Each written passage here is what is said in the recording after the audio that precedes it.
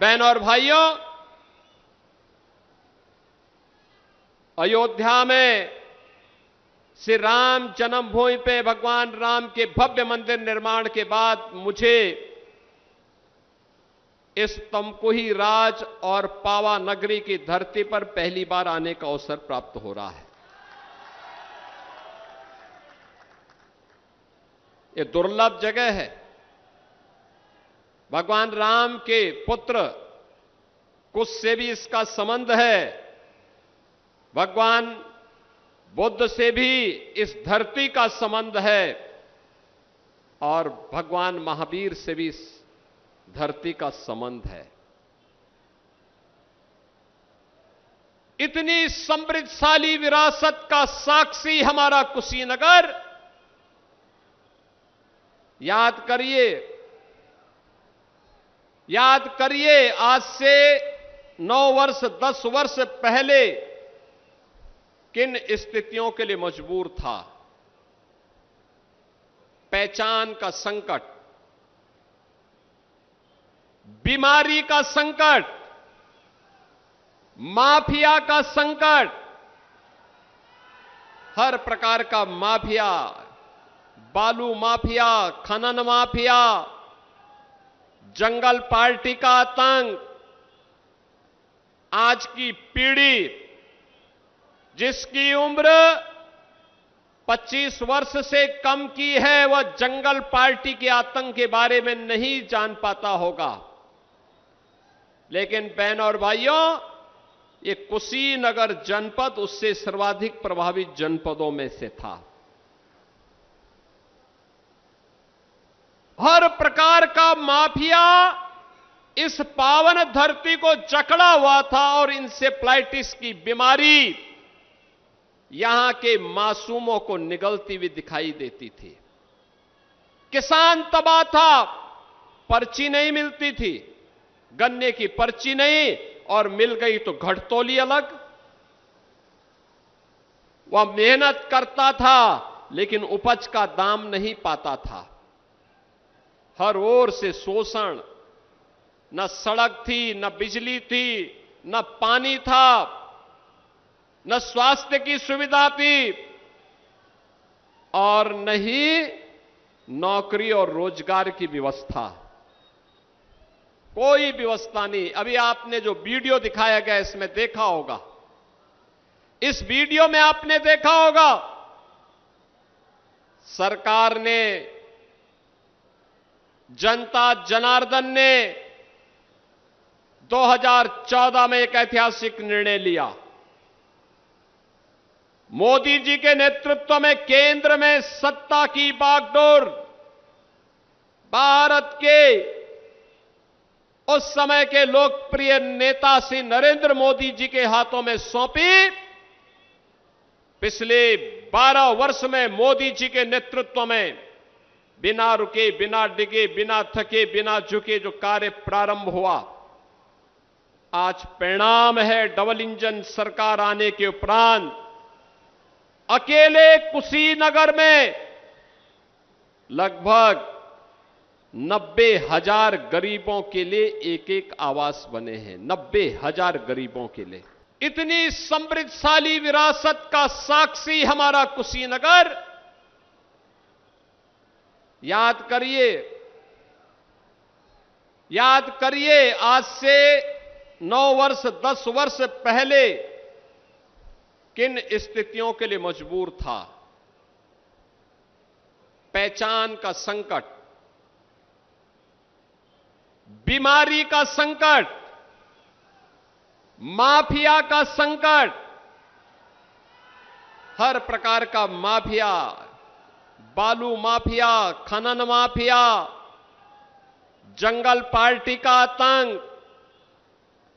आज की पीढ़ी जिसकी उम्र 25 वर्ष से कम की है, वह जंगल पार्टी के आतंक के बारे में नहीं जान पाता होगा। लेकिन बहनों और भाइयों, ये कुशीनगर जनपद उससे सर्वाधिक प्रभावित जनपदों में से था।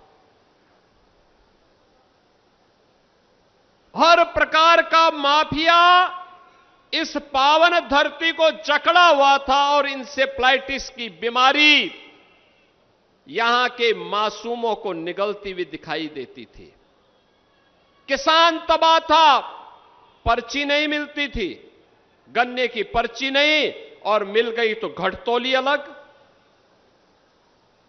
वह मेहनत करता था लेकिन उपज का दाम नहीं पाता था। हर ओर से शोषण, न सड़क थी, न बिजली थी, न पानी था, न स्वास्थ्य की सुविधा थी, और न ही नौकरी और रोजगार की व्यवस्था। कोई व्यवस्था नहीं। अभी आपने जो वीडियो दिखाया गया इसमें देखा होगा, इस वीडियो में आपने देखा होगा सरकार ने, जनता जनार्दन ने 2014 में एक ऐतिहासिक निर्णय लिया। मोदी जी के नेतृत्व में केंद्र में सत्ता की बागडोर भारत के उस समय के लोकप्रिय नेता श्री नरेंद्र मोदी जी के हाथों में सौंपी। पिछले 12 वर्ष में मोदी जी के नेतृत्व में बिना रुके, बिना डिगे, बिना थके, बिना झुके जो कार्य प्रारंभ हुआ, आज परिणाम है डबल इंजन सरकार आने के उपरांत अकेले कुशीनगर में लगभग 90,000 गरीबों के लिए एक एक आवास बने हैं। 90,000 गरीबों के लिए 3,14,000 से अधिक गरीबों को लिए एक एक शौचालय बने। कोई अनुमान करता था ये बनेगा? लेकिन वह भी बन रहा है, वे भी बने हैं। कोई सोचता था कि गरीब को फ्री में राशन मिलेगा? अरे आपके कुशीनगर में ही, ये फाजिल नगर विधानसभा में तो मुझे कई बार आना पड़ा था, और कसियां विधानसभा में भी कई बार मैं आया था। जब भूख से मुसहरों की मौत होती थी तो मैं वहां पर हालचाल लेने के लिए जरूर आता था। भूख से मौत आज से 9 वर्ष पहले की सच्चाई कुशीनगर की थी। ये पिछली सरकारों के पाप के कृत्य थे कि गरीब भूख से मर रहा है, नौजवान बेरोजगार घूम रहा है, किसान आत्महत्या करने के लिए मजबूर था, आम जनता माफिया और अपराधियों से परेशान था, न स्वास्थ्य की सुविधा थी, न शिक्षा की उत्तम व्यवस्था थी। यूपी के अंदर तो सुविधा नहीं थी, यूपी के बाहर जाओ तो पहचान का संकट था। बहनों और भाइयों, उत्तर प्रदेश किस प्रकार का माहौल बनाया था? कोई पर्व और त्योहार आता था, दंगे शुरू हो जाते थे। पडरौना में डोल मेला के अवसर पर कैसे दंगे हुए थे, और सभी लोग जो न्याय मांगने के लिए गए थे उन लोगों को उठा करके देवरिया जेल भेज दिया गया। मैं अगले दिन जाकर के फिर उनको देवरिया जेल से छुड़ा करके लाया। याद करिए, यही होता था, कोई सुनने वाला नहीं। आज ये डबल इंजन की सरकार मोदी जी के नेतृत्व में, उनके मार्गदर्शन में बिना रुके, बिना डिगे जो काम कर रही है, बिना झुके जो काम कर रही है, आपके सामने है। गरीब को राशन फ्री, गरीब को हर प्रकार की सुविधाएं, स्वास्थ्य की सुविधा आयुष्मान कार्ड के माध्यम से, आवास की सुविधा, शौचालय की सुविधा तो मिल ही रही है। अब कोई सोचता था कुशीनगर में भी अपना मेडिकल कॉलेज होगा, अब तो आपके पास अपना मेडिकल कॉलेज, कुशीनगर जनपद के पास अपना मेडिकल कॉलेज हो गया है। और मेडिकल कॉलेज ही नहीं, एयरपोर्ट भी हो गया है। नए एयरक्राफ्ट आने दीजिए, कुशीनगर से भी यहां से हम वायु सेवा को तेजी के साथ आगे बढ़ाने का काम करेंगे।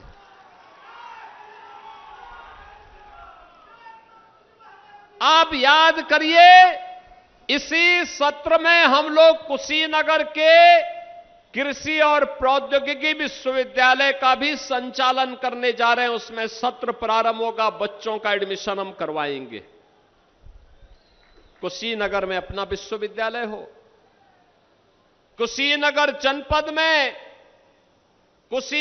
जनपद में मेडिकल कॉलेज हो, कुशीनगर जनपद में अब किसानों को गन्ने का दाम अब 315 नहीं बल्कि 400 रुपया कुंटल हम देने का काम कर रहे हैं, और गन्ना का मूल्य समय पे मिले यह सुनिश्चित किया जा रहा है। अब इंसेफ्लाइटिस की बीमारी वैसे ही समाप्त हो गई है जैसे माफिया यूपी से समाप्त हो गए हैं। हमने माफिया को भी समाप्त किया और मच्छर को भी समाप्त किया। ये मच्छर बीमारी लाता था, माफिया बेरोजगारी लाता था।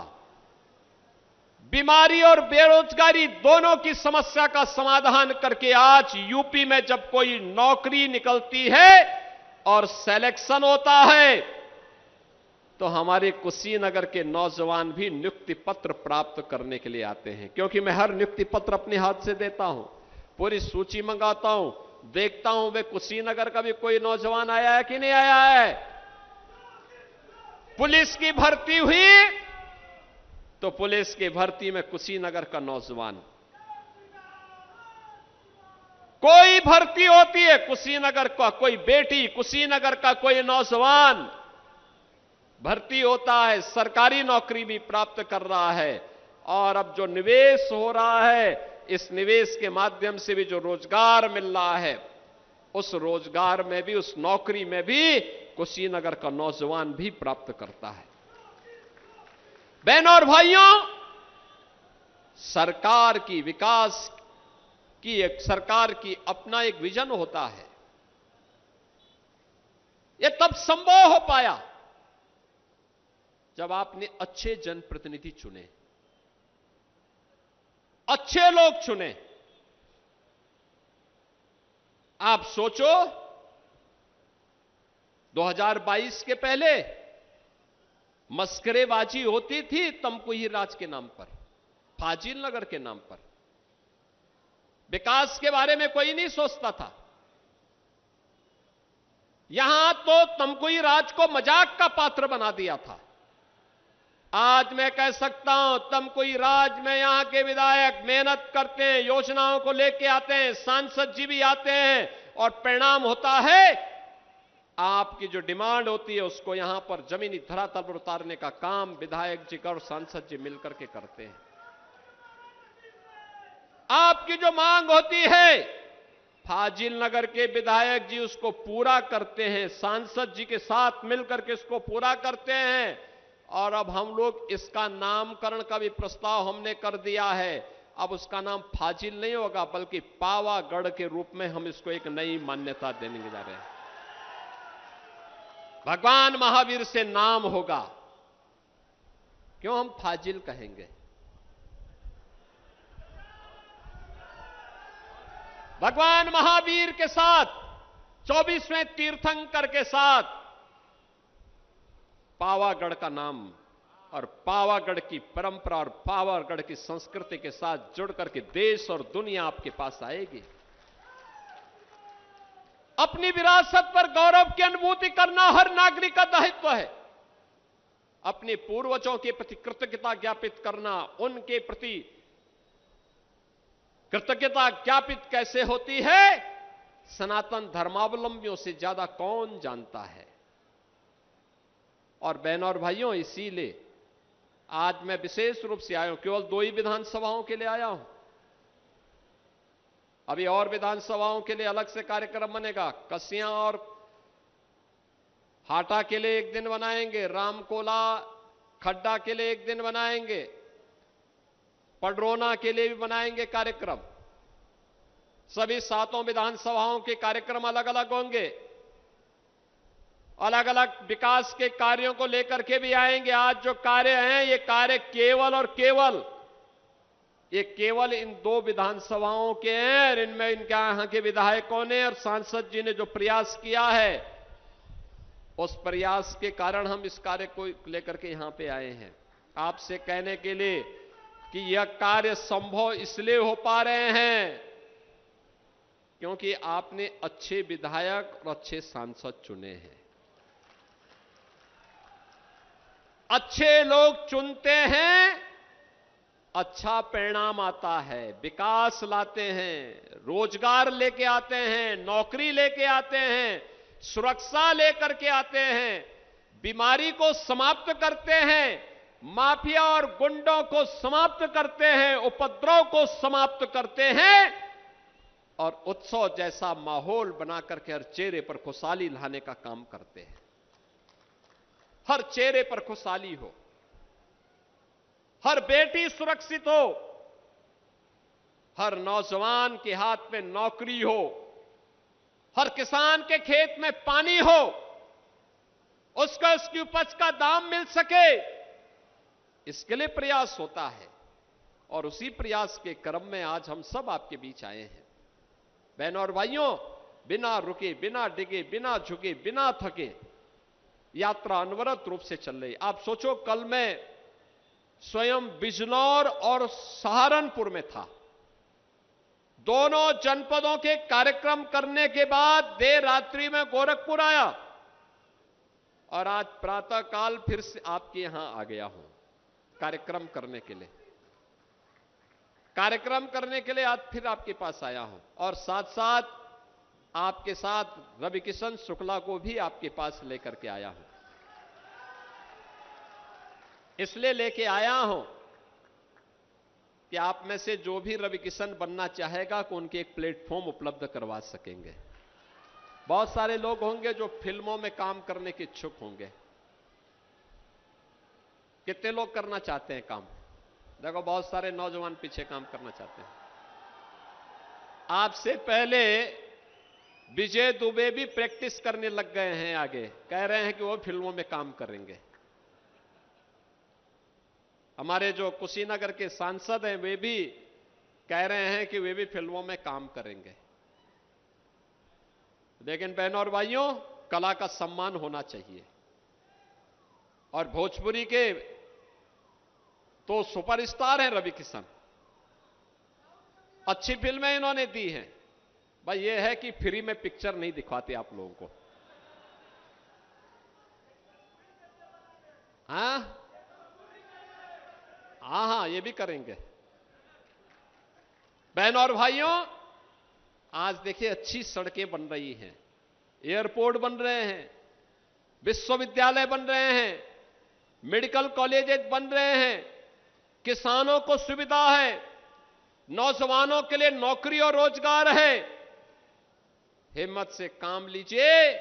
ये डबल इंजन की सरकार है। आपकी हर इच्छा की पूर्ति करने के लिए बाजी, प्राणों की बाजी लगा दी कि इसको पूरा करके रहेगी। और इससे बड़ा सौभाग्य इस पीढ़ी का क्या हो सकता है? याद करिए, इससे बड़ा सौभाग्य क्या हो सकता है? यह है 1500, यह है 2026।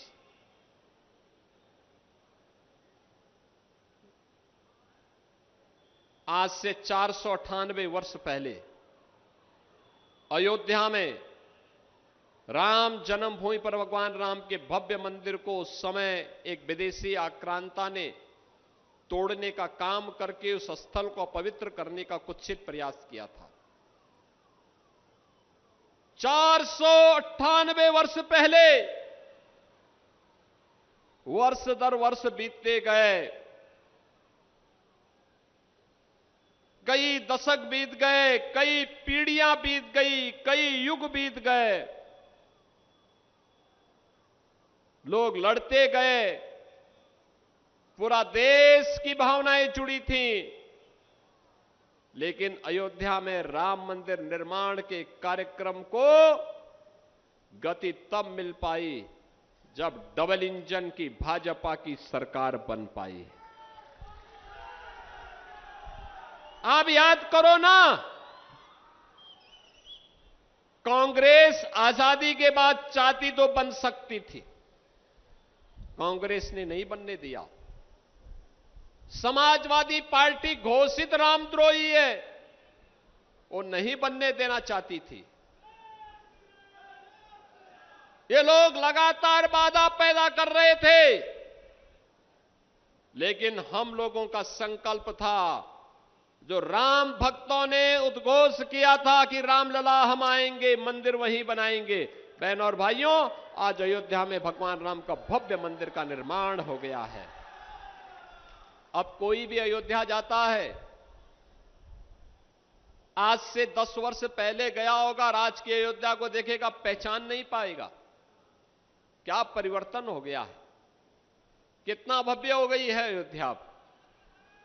आधुनिक अयोध्या त्रेता युग का स्मरण कराती है और भगवान राम का आशीर्वाद आपको प्राप्त हो रहा होगा, इसलिए कि भगवान राम की कृपा से आपने कमल का बटन दबाया, भाजपा और सहयोगी दलों के विधायकों को चुनाव जिता करके भेजा।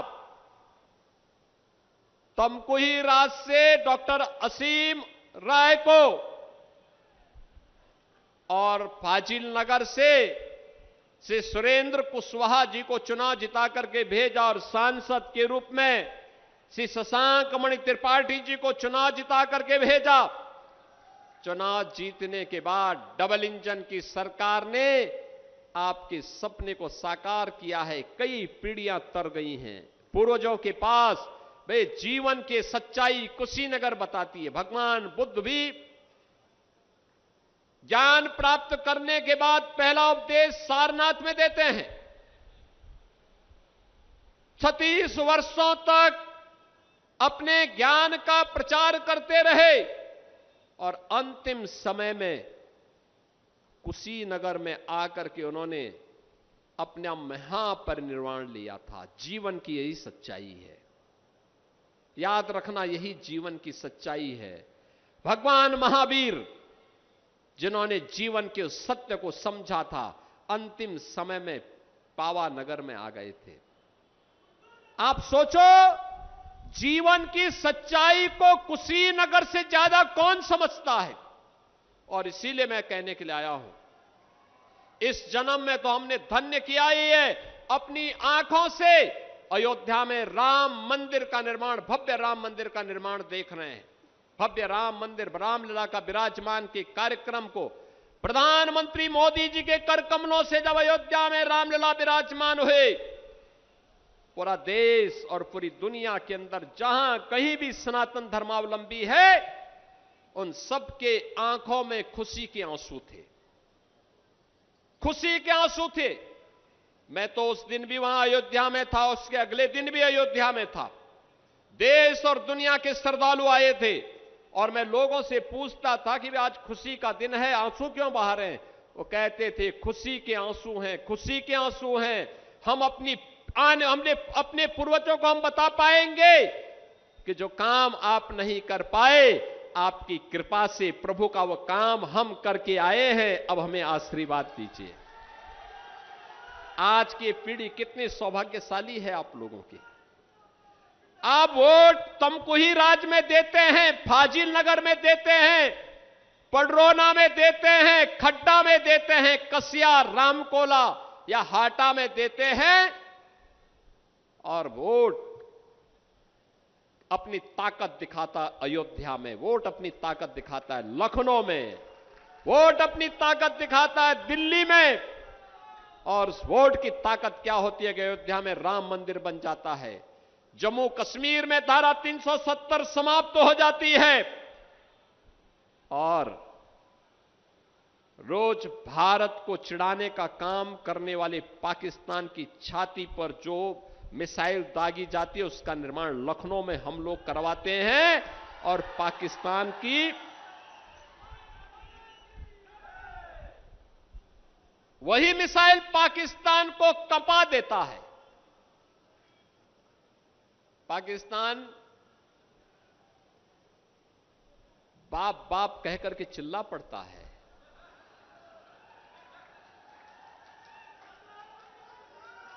क्योंकि ब्रह्मोस मिसाइल की कोई कार्ड दुनिया के पास नहीं है और ये लखनऊ में बन रही है। लखनऊ में पिछली सरकारें देखो क्या करती थी, कट्टा और बम बनाती थी निर्दोष लोगों को लूटने के लिए, व्यापारियों को लूटने के लिए, बेटियों की सुरक्षा में सेंध लगाती थी। हमने इन सौदों को तो ठीक किया है और जो ठीक नहीं हुआ है, बोली से नहीं माना है तो गोली से जरूर मान गया है। लेकिन देश की रक्षा करने के लिए आज ब्रह्मोस मिसाइल यूपी के अंदर बन रही है और यही ब्रह्मोस मिसाइल जब भारत का बहादुर जवान दुश्मन की छाती पर दागता है, वह पाकिस्तान चिल्ला उठता है कि बचाओ बचाओ की आवाज लगाता है। बहनों और भाइयों, ये राष्ट्रीय कर्तव्यों के प्रति हम सबका दायित्व है और उस दायित्व का निर्वहन करने के लिए ही हम सब आए हैं राजनीति में।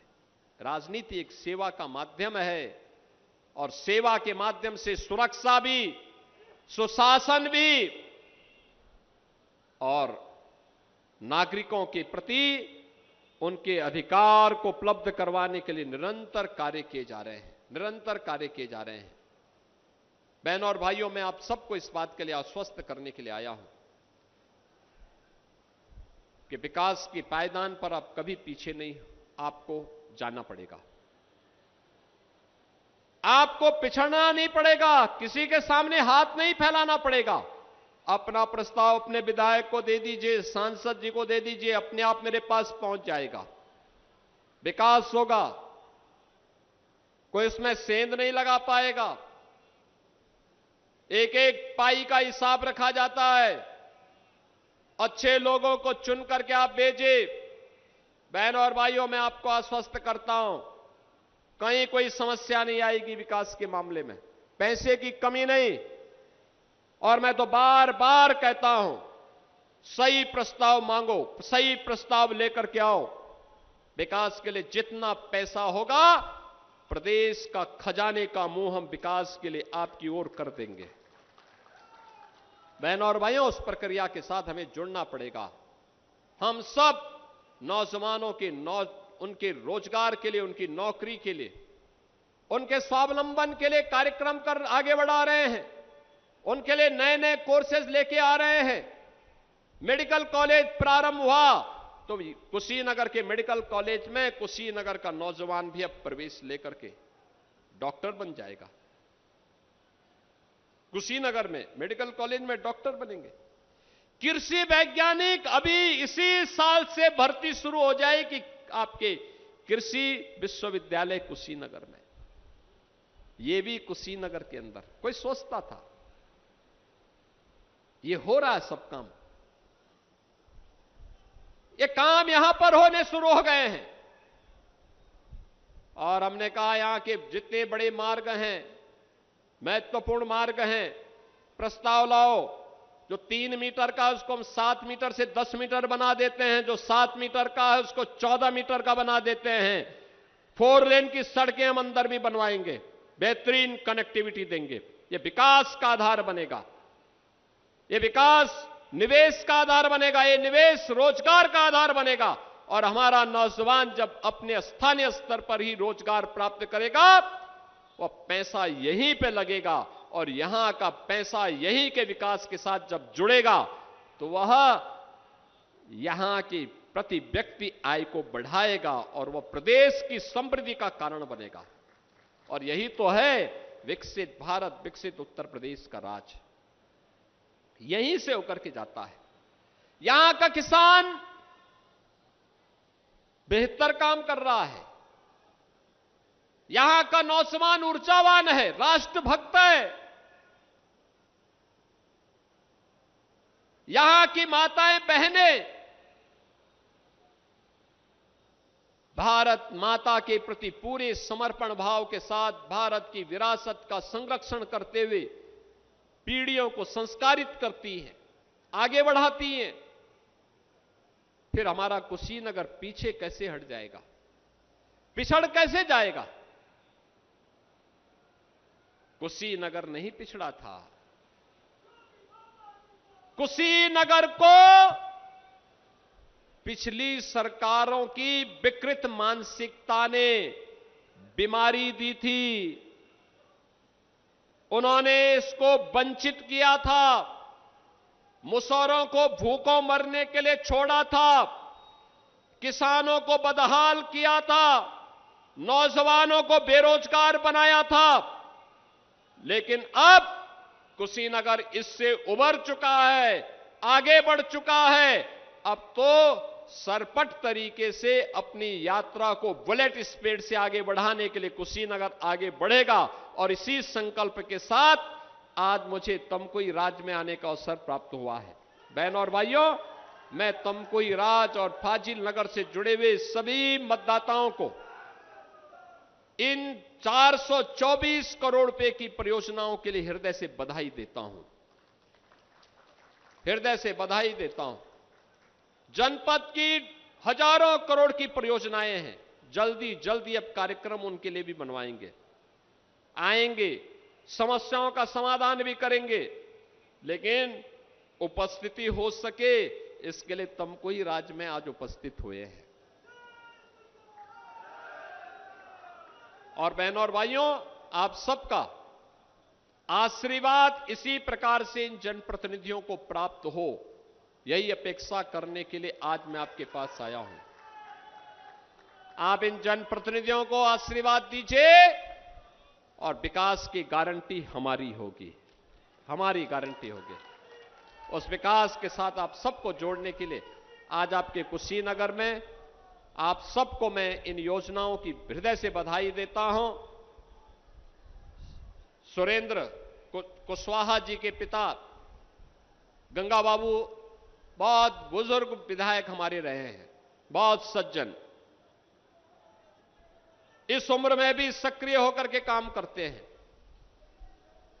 जनता के लिए मिलते हैं। और इसीलिए मैं आज आप सबको, इन दोनों विधायकों के लिए, माननीय सांसद जी के लिए आपका आशीर्वाद मांगने के लिए आया हूं कि आप समर्थन करिए। विकास का प्रस्ताव इन लोगों के माध्यम से जो भी आप भेजेंगे उसको सरकार आगे बढ़ाने का काम करेगी। इस विश्वास के साथ आप सबको 424 करोड़ रुपए की इन परियोजनाओं के लिए मैं हृदय से बधाई देते हुए अपनी शुभकामनाएं देता हूं। धन्यवाद। जय हिंद, जय जय श्री राम।